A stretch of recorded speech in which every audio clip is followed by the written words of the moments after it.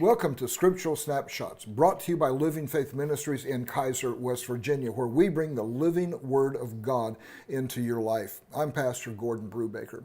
We're talking about prayer as a mighty man. We're talking about prayer to bring the kingdom of heaven into the earth and to establish it in the earth. And you've got to be a mighty man to do that. You've got to be a mighty man to pray because there are things that come against you. There are demon spirits that come against you. There are spiritual forces that come against you. There are just people that come against you, circumstances that come against you. And if you're going to be a good prayer, you've got to become a mighty man of war. And we've talked about this so much, but I want to give you 5 characteristics of what a mighty man of war is. The first one is they are ready and willing to go into battle. Oh, I like that. Ready and willing to go into battle. The second characteristic is they have submitted themselves to the right authority. They are to defend the weak, the innocent, and to defeat the enemy, the evil. They discern between right and wrong, good and evil, and so they submit themselves to that which is right, that is the will of God in their life. The third characteristic is that they give of themselves. If it doesn't cost them anything, they're not going to get involved. They don't submit what belongs to other people. They give of themselves. We'll give you a couple pictures of that from David. The fourth characteristic we talked about last Friday is that a mighty man is not self-seeking. A mighty man doesn't submit himself because of hierarchy, because he's intimidated. A mighty man knows who he is, knows his confidence, knows his strengths, knows his weaknesses, knows what he can do, and he knows that if I join myself with someone else of equal status, we can get a whole lot done that neither one of us could do by ourselves. So they're submitted, they're not self-seeking. They're willing to commit themselves, as we said about the third characteristic, they're willing to submit themselves to a cause. The fifth characteristic, oh, I like this one. They are willing to take a lower place, whatever place needs to be filled. See, when you talk about submitting yourselves, so often you see mighty men of God, people that are strong, people that have all kinds of gifts and all abilities, but it's always about my ministry.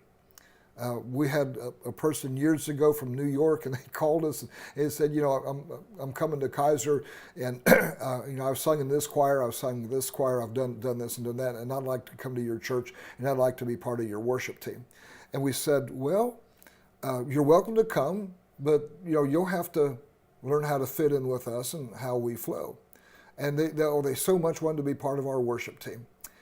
Well, they never showed up. And this is a reason. They wanted to build their ministry. They weren't coming because they wanted to build up Living Faith. They didn't come because they wanted to add to our worship team. They came because they wanted to establish their own ministry. And I see this so often among pastors. We are so busy competing with each other. And if we could work together just in support of one another, if churches could work in support of one another, we could do so much more, because we wouldn't be duplicating things over and over and over. Do you understand what I'm saying? A mighty man is not a prideful person. It's not just that they're not self-seeking, but they understand that they will serve in whatever capacity needs to be filled in. This is so crucial, and it's so often missed because, like I say, everyone wants to build their own ministry, and they don't care about the ministry that they're part of because they're not committed to the will of God. They're only committed to their own ministry. They do not seek position. They always talk about, we always talk about the unsung hero. Oh man, the unsung hero, the person behind the scenes that you never see. Did you notice nobody ever wants to volunteer for that position? Why? It's because of pride.